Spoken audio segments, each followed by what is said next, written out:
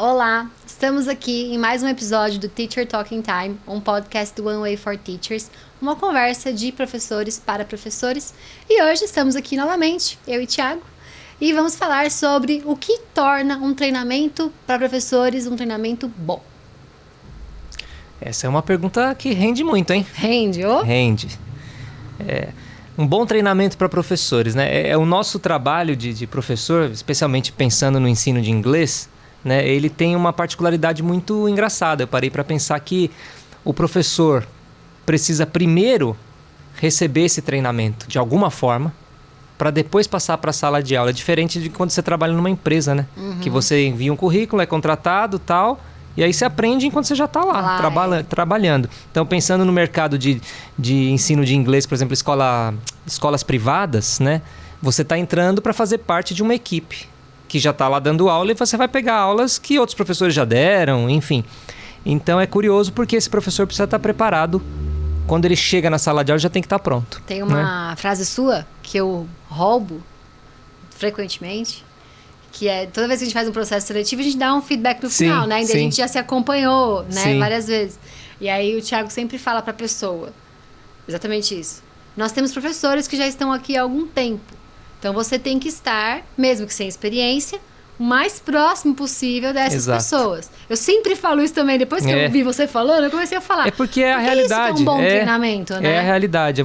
Um bom treinamento para o professor tem que colocá-lo no nível técnico mínimo satisfatório para as condições da sala de aula em que ele vai entrar. Lembrando que a gente está falando de um mundo ideal onde as pessoas são treinadas antes de entrar na sala de aula. Exato. Né? Isso é o que a gente acha que deveria ser aplicado, né? A gente ouve muito por aí de professor que vai dar aula em escola de inglês, por exemplo, e apenas entregam um livro na mão deles e falam, faz aí o que você quiser, né? Pode dar aula conforme você quiser. Mas assim, isso contradiz muito o que eu acredito, né? Sim. Como eu acredito você da mesma forma. Sim. Que um bom treinamento para o professor tem que equipá-lo de alguma forma, tem que colocá-lo numa condição técnica confortável. Ele tem que saber o que ele vai fazer com aquele material. Ele tem que ter um norte, tem que ter um percurso de aprendizagem dentro da estrutura do curso onde ele vai lecionar.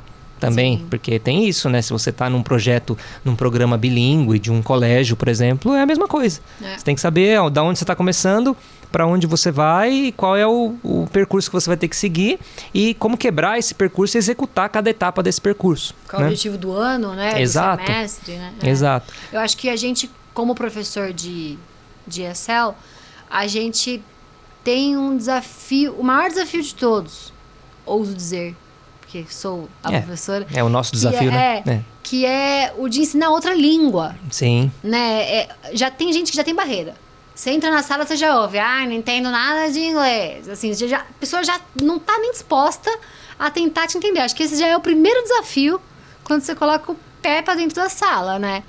E o nosso trabalho também, o resultado do nosso trabalho, ele tem muito da produção do aluno. E essa produção é independente. É uma produção única, personalizada. Então você passou aquele conteúdo, chegou, executou as etapas da sua aula, etc. Mas a resposta é de cada aluno, né? Quando você ensina uma fórmula matemática, um problema matemático, igual o mesmo problema para todo mundo vai chegar na mesma resposta. E tem que seguir o mesmo raciocínio, o mesmo raciocínio, a mesma estrutura. Senão até dá errado, você não pode inventar moda, né? Mas no nosso caso não, você pede uma produção de texto para um aluno que é para contar uma narrativa X de uma experiência dele e cada um vai produzir uma coisa. Então assim, o nosso desafio é encontrar o que precisa ser trabalhado em cada narrativa, né? Em cada resposta desse aluno. Então, um bom treinamento te prepara para isso. Um bom treinamento te prepara para isso. Você falou agora, desculpa, você falou das produções, e aí eu lembrei do meu maior medo, que é a correção.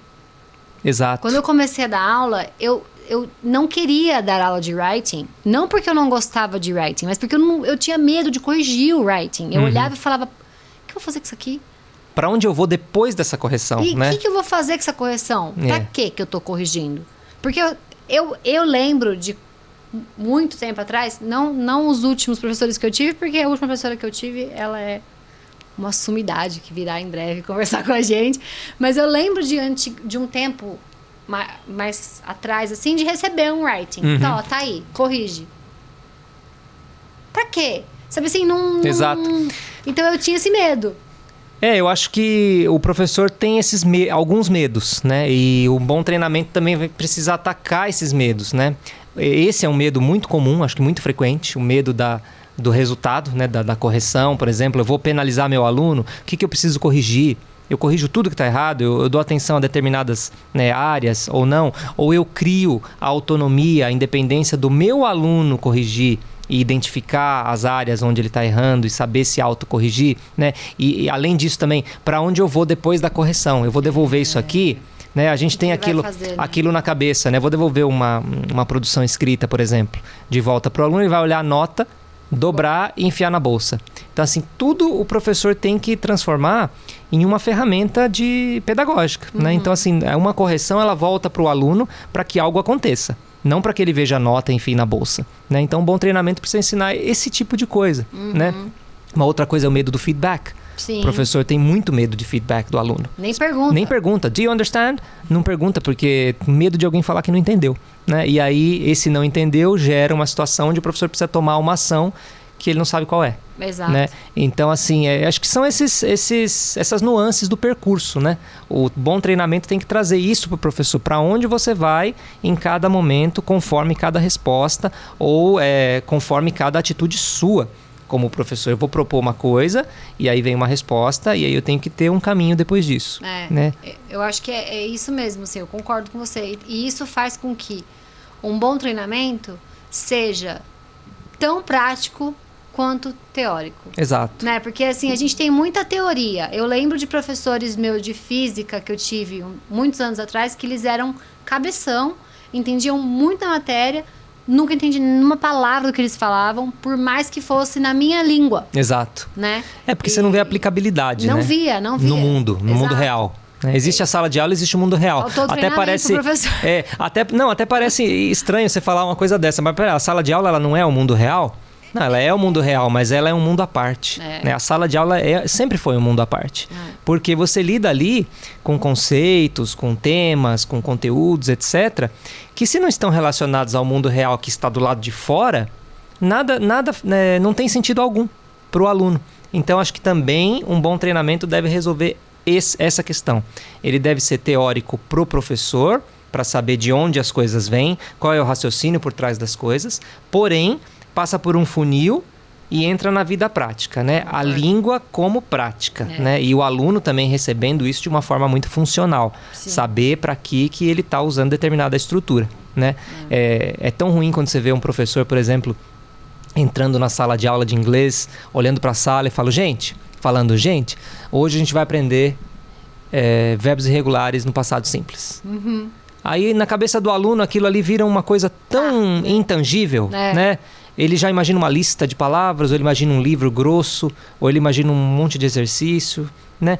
E se esse mesmo professor chega para frente do aluno e fala, olha, hoje a gente vai contar umas histórias aqui. Aconteceram umas coisas comigo, eu quero saber se aconteceram com vocês também, nos últimos dias. Sei lá, semana passada. Sim. Né? Natal, enfim. Então você já deu o tema, e isso aí chama muito mais atenção. Quando a língua chega, ela chega de forma natural. O aluno já sabe, antes de produzir, para que ele vai estar usando determinada estrutura. E depois você dá nome aos bois. Né? Então eu acho que o teórico e o prático do treinamento tem que caminhar nesse sentido. Em passar pelo funil e transformar em algo puramente real. Né? Real, tangível, de alta aplicabilidade no contexto do aluno também, né? Pensando na personalização. O aluno falando sobre si, né? Produzindo sentido a partir da sua experiência.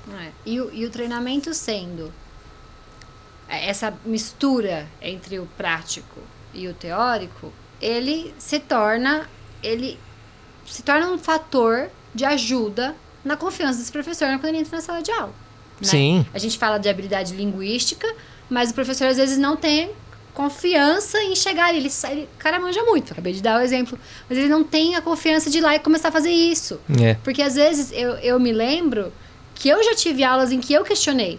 Eu não vou entrar nessa sala e eu vou falar, ai gente, aconteceram algumas coisas comigo, me ajudem, porque eles não vão me participar. Então eu nem tentava, sabe? Porque eu já chegava lá, já não confiava nos alunos, já não confiava na atividade, já não confiava em nada. Já começava errada, né? Já começava errado. Então eu dava a lista, que é o mais prático, né? Decorem aí, essas listas são verbos irregulares. totalmente irrelevante. O aluno não sabe aplicar aquilo na vida real porque ele não usou, né? Então, assim, a falta de confiança leva a gente a erros que têm, né, consequências muito maiores catastróficas. no ensino. Né? Sem dúvida. E aí você me fez lembrar uma coisa muito engraçada também. Não é engraçada, mas enfim, é triste até.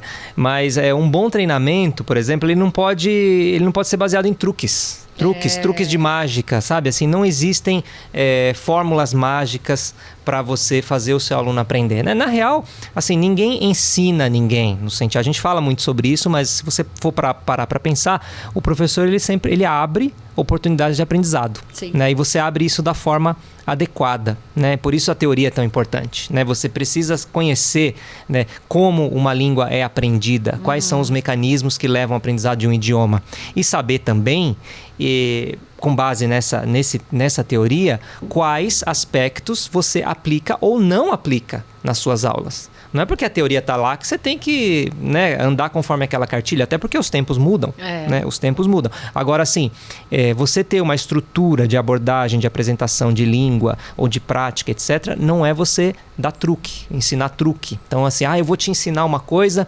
que, assim, você vai ver que tudo que você fez na sua prática até agora está errado. Tudo que todos fizeram, inclusive para te ensinar. Exato. Tá errado.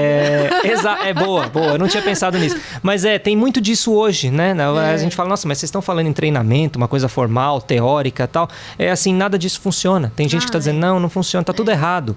Peraí, mas eu aprendi com base em alguém que teve um treinamento formal, teórico, né? Razoável atrás. Então, é muito curioso você pensar, não existe fórmula mágica. Então, não adianta você falar, professor, não faz nada disso, tá? Chega na frente do seu aluno, manda ele ler o texto lá e, assim, naturalmente ele vai absorver as palavras e tal. Ou você põe um vídeo e ele vai entender pela imagem, pelo contexto. É muito além disso, é muito mais do que isso, né? Não é você falar, esquece tudo que Skinner e Piaget e Vygotsky falaram. Todo mundo estava errado, Eu vou ensinar uma dica que vai mudar a sua vida. Exato. Né? Um bom treinamento de professor não é feito de truque, não é feito de dica.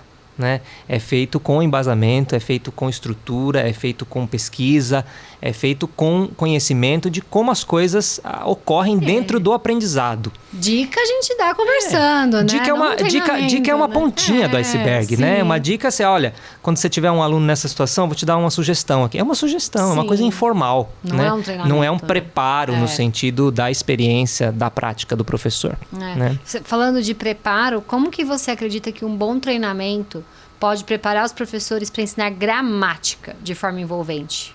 Justamente, acho que esse exemplo que eu dei aqui, posso dar muitos outros, se for o caso, é você chegar com uma abordagem que parte do mundo para a sala de aula e não o contrário, né?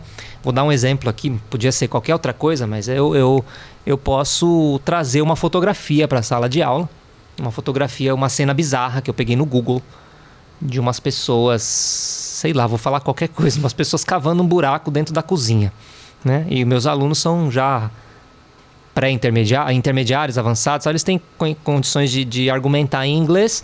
E aí eu levo essa imagem, tem lá a mãe, o pai e o filho fazendo um buraco no meio da cozinha, com as pás e tal, não sei o quê.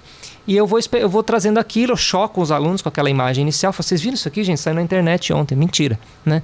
Saiu na internet ontem isso aqui, eu achei Você assim... criou com o IA. Eu criei aquela situação. E aí, os meus alunos, nossa, eu não vi isso. Nossa, mas você viu essas pessoas aqui? Isso acontece aqui na nossa cidade, né? Vocês não ficaram sabendo? Não, teacher, onde você viu isso? Tô falando para vocês. O que vocês acham que aconteceu aí e tal? E aí eles começam a especular. Eu vou chegar naturalmente nos past modals for speculation, suponhamos, né? Eu quero que meu aluno produza frases do tipo, oh, they must have been looking for something. Oh, they couldn't have been playing. Coisas desse tipo, né? Eles já são avançados o suficiente para entender esse tipo de frase. Só que quando eu parto do mundo, mesmo que inventado nesse caso, né, para chegar na língua, isso é muito mais envolvente.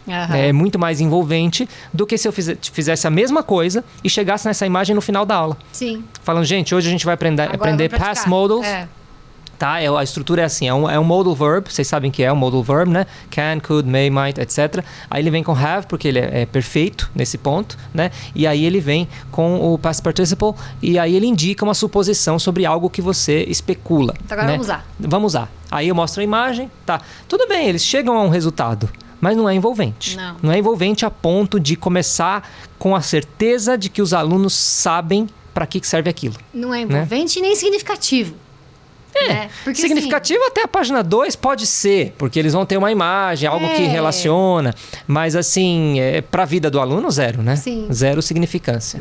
Exatamente. E é interessante quando a gente vai conversando, porque como eu às vezes fico responsável por responder os comentários, eu já penso nos comentários que as pessoas podem fazer.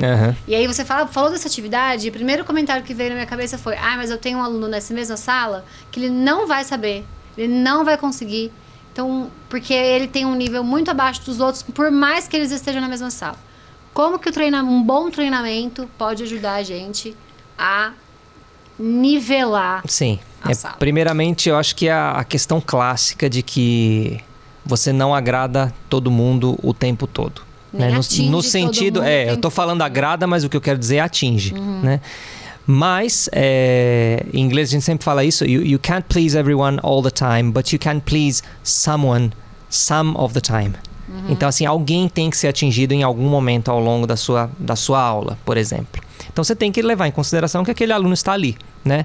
Ele pode ser exceção nesse momento, mas ele não vai ser exceção o tempo todo, né? Pode ser, né, que ele consiga se sair muito bem em algum outro momento. E se ele for mais exceção do que norma, então você vai ter que desenhar um plano B para ele sempre, correr em paralelo com a sua abordagem, né?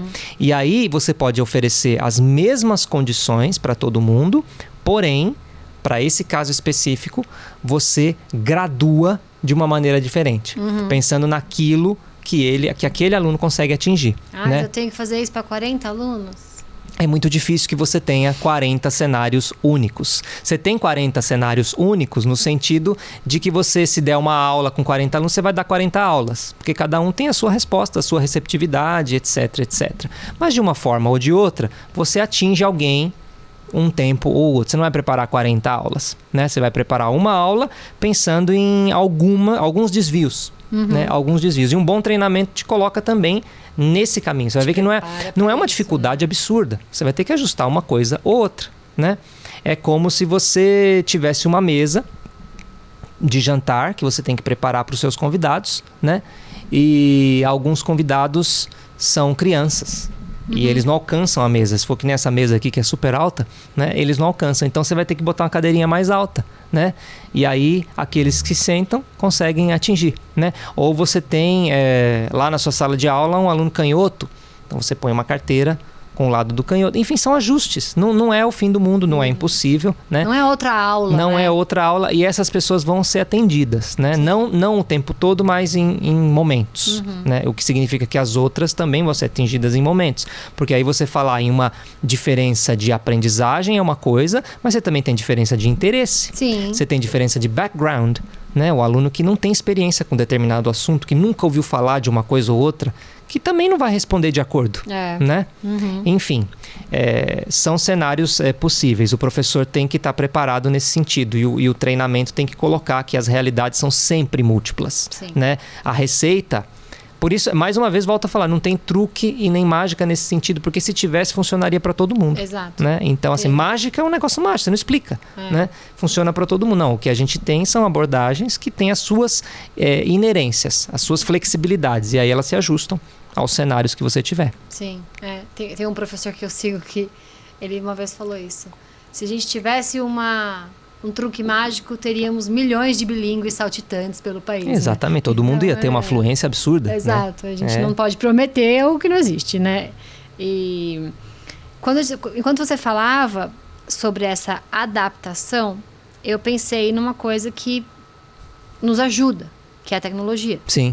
Né? Então é muito mais fácil, se eu tenho, óbvio, minha escola não tem, calma, eu tô falando de escola que tem.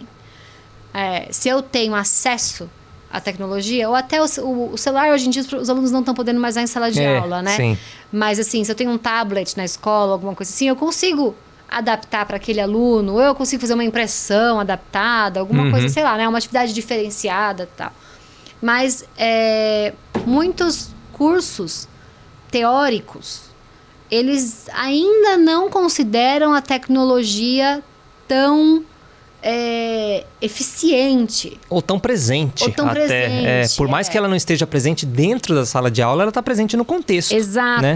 Talvez eu não use um tablet em sala de aula, mas eu uso algumas coisas para preparar a minha aula. Exato, né? Então, quando a gente fala de um treinamento, a gente pode abordar a tecnologia de inúmeras formas. Inclusive, uma delas é essa que você acabou de citar, né? Usar a tecnologia fora da sala de aula. Exato. Se você não tem ela dentro da sala de aula. Essa questão que você falou da imagem me lembrou de hoje a gente poder gerar imagens por IA. Exato. Eu poderia inclusive ter dado essa aula pedindo para a IA criar uma imagem bizarra que ninguém ia encontrar em lugar nenhum, né? Exato. Eu acho que a tecnologia tem que ser incluída sim na discussão e no treinamento de professores nesse sentido. Mostrar que é uma ferramenta que mesmo que não esteja presente dentro da sala de aula, ela não está mais desconectada do contexto de ensino. Não dá né? Não mais, tem como. Né? Você vai abrir o material didático, ele vai estar referenciando alguma coisa. Vou dar um exemplo qualquer. Sei lá, tem um texto que fala de alguma coisa que está relacionada a um site da internet. E esse site está lá e existe. Né? Então, de uma forma ou de outra, você está ligado. E não tem como você querer excluir isso. Por mais que você pense, você dá aula num contexto, desprivilegiado, né? Numa escola de periferia, onde as crianças... não vamos nos iludir. Né? O acesso à tecnologia ainda assim existe. Sim. Né? Ele existe, as pessoas conhecem TikTok, conhecem, redes sociais, outras redes sociais, têm o hábito de ler, ver as coisas na internet. Às vezes elas não têm um dispositivo de última geração, sim. etc. Mas tem. E é muito fácil você usar isso a seu favor pedagogicamente. Você pode, inclusive, não usar, como eu falei, na sala de aula, mas usar isso pelas bordas. Né? O teu aluno faz algum tipo de pesquisa e traz para a sala. Né? Ou você pede para ele criar alguma coisa usando a tecnologia para depois apresentar. Enfim, é bem possível. Não dá para dizer que ela não é uma aliada, porque ela é. Por mais que a gente não tenha... Por mais que haja essas desigualdades. O aparelho tecnológico na mão, essas né? desigualdades. A tecnologia, ela não é o aparelho, né? Exato, ela independe. Ela independe de você ter uma lousa interativa na sala de aula. Né? Sim, Bom, a gente está falando de treinamento, de coisas que são indispensáveis para um professor de ESL. Na sua opinião, quais metodologias de ensino são indispensáveis para um professor de English as a Second Language? Pensando em metodologia, eu diria o seguinte. Primeiro, quando você é um professor de ESL, você pensa sempre no fim da língua aplicada, como resultado para o seu aluno. Né? Então, eu estou ensinando inglês porque eu quero que meu aluno seja capaz de produzir em inglês. Né?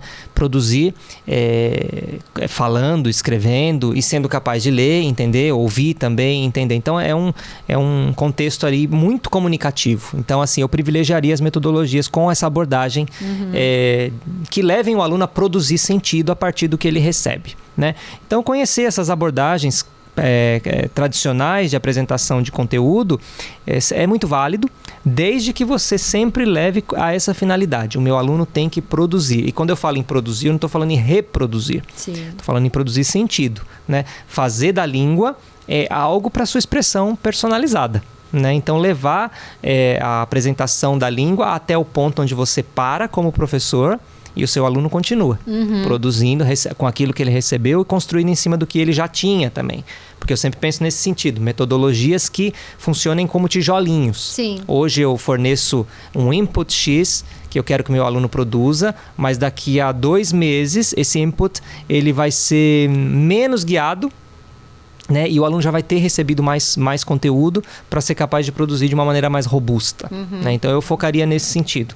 Né? Em metodologias que levem a uma produção autêntica.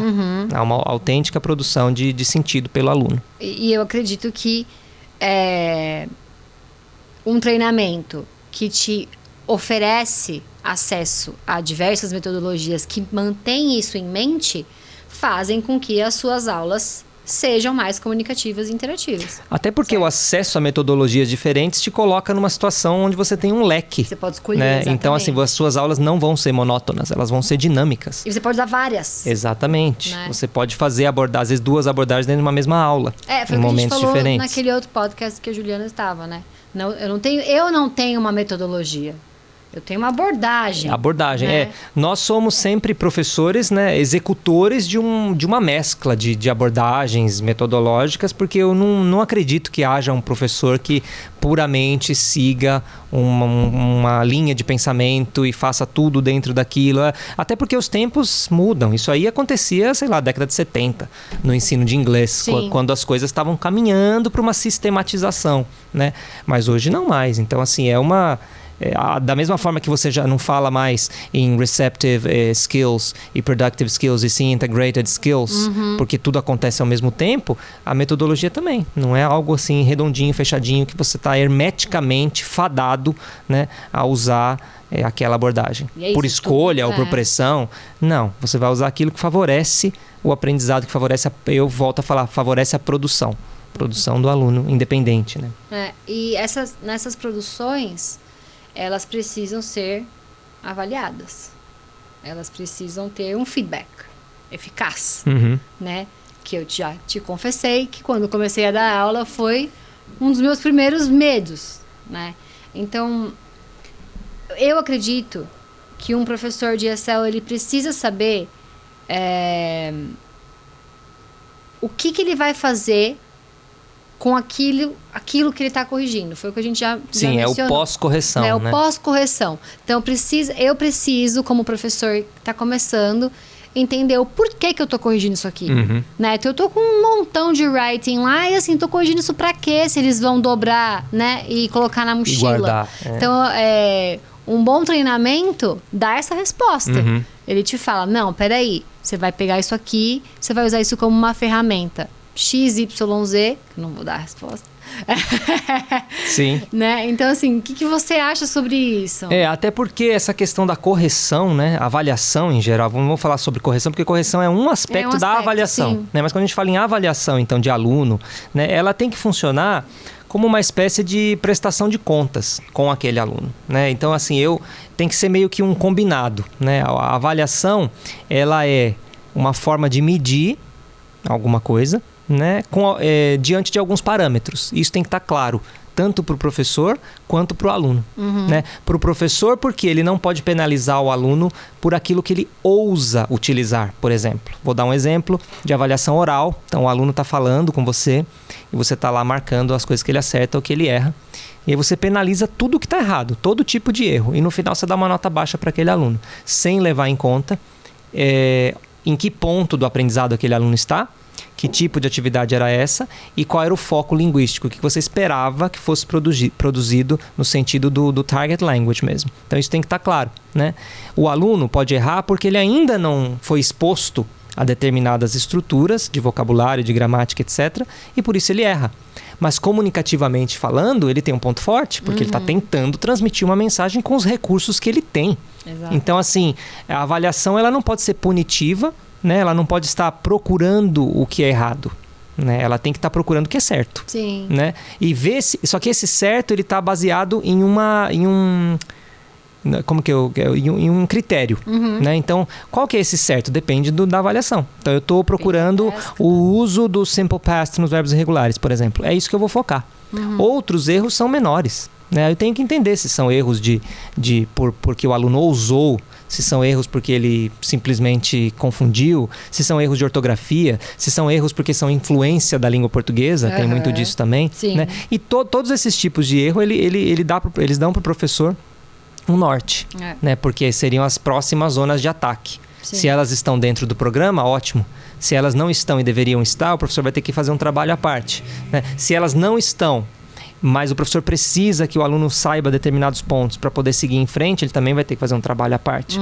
Então, a avaliação tem que ser nesse sentido, não punitiva, valorizando aquilo que o aluno consegue produzir e baseada em um critério claro para o professor e para o aluno. né? Porque isso vai se transformar em feedback. Sim. Né? Ela, depois que é feito o processo de correção, por exemplo, tem que voltar para o aluno de alguma forma. Por isso que eu falo que é uma prestação de contas. Né? Voltou para o aluno uma atividade corrigida. Né? Se foi uma atividade escrita, tem que estar apontado ali o que foi forte, o que não foi forte. Né? E por quê? Né? E para o aluno entender o que estava sendo esperado e aonde ele chegou diante do que era esperado. Se é uma avaliação oral, também um feedback ali do professor personalizado, dizendo aonde que o aluno chegou, aonde que ele esperava chegar. É muito mais do que dar uma nota.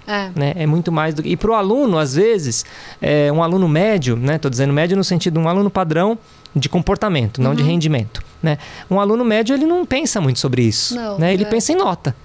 Tirei 5, tirei 7, tal. Aí ele olha mais ou menos o que ele errou, tal. Por isso que o processo de avaliação ele tem que ser uma coisa trabalhada. Processo. O processo. É uma cultura. É uma cultura de entender, professor e aluno, como funciona essa avaliação. O que está sendo botado na balança, né? E por quê. Sim. Né? Dentro de um percurso de aprendizagem.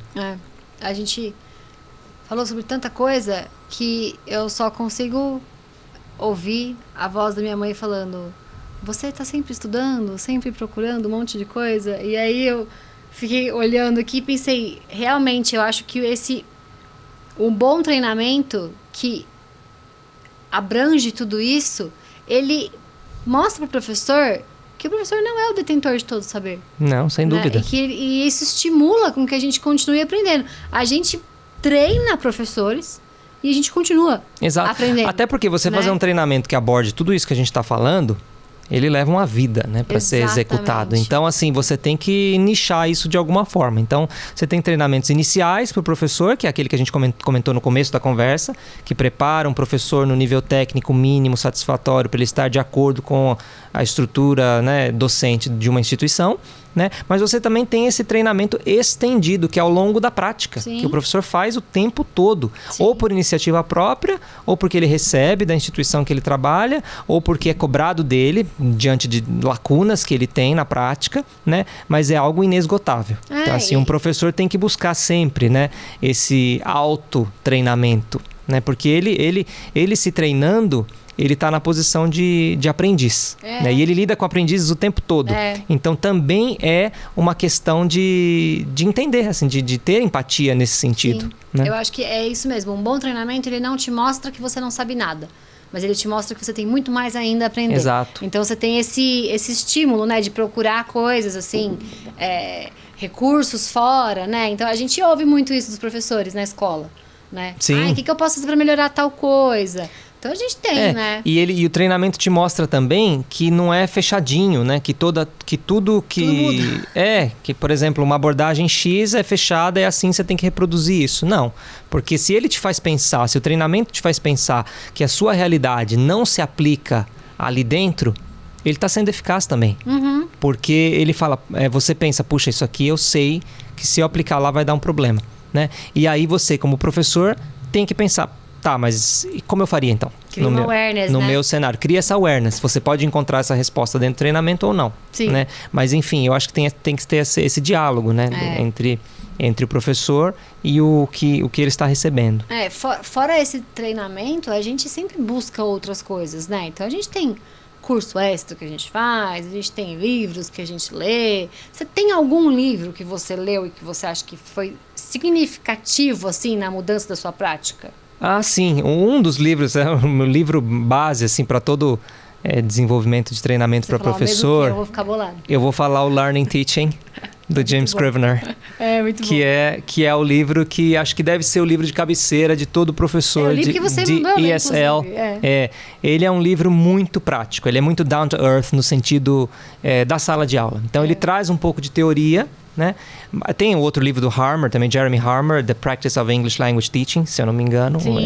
É muito bom, né? Eles abordam mais ou menos os mesmos temas, né? Mas se for falar de livro, tem muitos aqui. Eu pensei tem outro, aquele roxinho, que tem umas coisas, parece flor roxa. Não lembro se é de Approach. Esse é o How Languages Are Learned. How Languages Are Learned. Esse também é muito legal. Esse é muito bom. É isso que eu ia falar. Então, assim, tem alguns livros que eu acho que seriam fundamentais para um professor iniciante ou já em prática, né? Que quer organizar o pensamento da prática na sala de aula, que seria o Scrivener, Learning Teaching, né? Depois tem um outro, que é um livro do Scott Thornbury, que chama About Language, que é uma reflexão sobre a língua do ponto de vista docente. Tem muitas edições do ponto de vista docente, que chama About Language. Então, ele discorre ali sobre a língua inglesa, né, da perspectiva do professor. Então, ele é uma conversa, é tipo a gente aqui, é de professor para professor. E ali, ele fala sobre a língua inglesa numa profundidade que você, provavelmente, se você não teve contato com isso ainda, você nunca parou para pensar. Né? Ele traz, por exemplo, uma luz muito ampla, assim, que te dá uma segurança grande na sala de aula, porque o seu aluno pode te perguntar coisas para as quais você não está preparado. Exato. Né?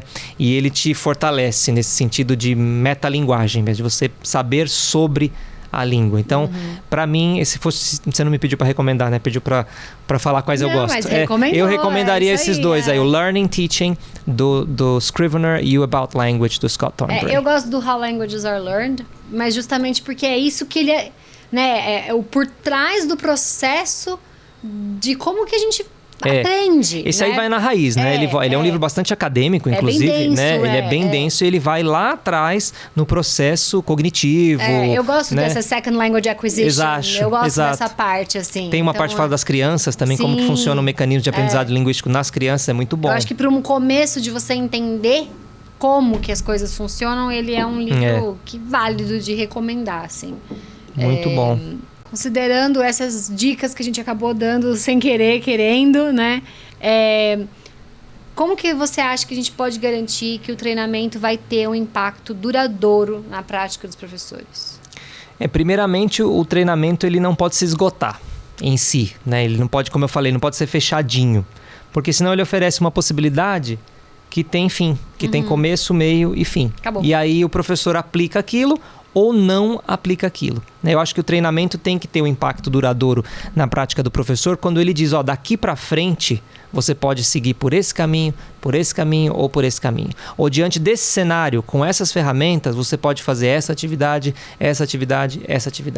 Porque o professor tem condições suficientes de, a partir das opções abertas ali, criar novas opções. Ou adaptar essas novas opções à realidade dele. E aí não tem fim. Né? Aí daí pra frente não tem fim, né? E aí você, voltando a falar, você tem bibliografia complementar, você tem material de referência, uma coisa vai levando a outra. Você, como professor, é sempre um investigador, né? E um investigador, sempre gosto de falar isso, inconformado. Exato. Né?